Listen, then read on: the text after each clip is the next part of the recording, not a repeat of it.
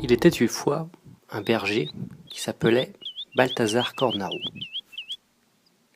Il vivait dans le pays d'Hôte, où il élevait des moutons et cueillait des pommes de temps en temps. Mais chaque nuit, le loup attaquait ses moutons. Et petit à petit, il en avait de moins en moins pour finir par plus n'en avoir du tout. C'est alors que le diable apparut. Il lui proposa un pacte. En acceptant le pacte avec le diable, il allait devenir un voir-loup, mais en échange, les attaques contre ses moutons allaient cesser. Mais il ne faut jamais croire le diable. Suite à son pacte, à chaque pleine lune, il se transformait en loup et mangeait le peu de moutons qui lui restait, si bien qu'il perdit complètement son troupeau. Perdu, ne sachant que faire, il alla trouver le curé et lui raconta ses déboires. Mais celui-ci ne put rien faire pour lui.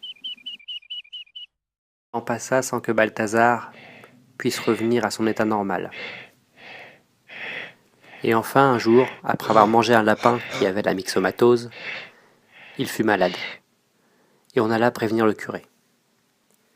Le père Vivien décida de le sauver malgré tout, de sauver son âme.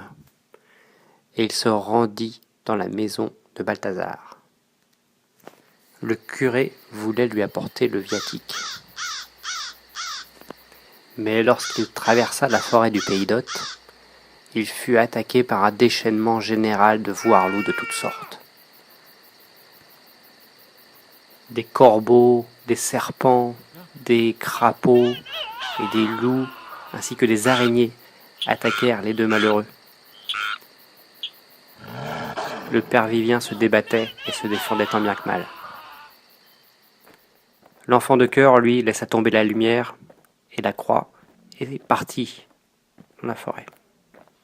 Malgré tout, le père Vivien réussit à franchir la forêt et à atteindre la maison. Il vint à bout de toutes ses forces obscures grâce à quelques formules d'exorcisme. Que par cette onction et la fraternelle miséricorde de Dieu, le Seigneur vous pardonne et éloigne de vous les puissances infernales. Subitement, le vent baissa et la nuit revint normale, calme et sereine comme elle était avant.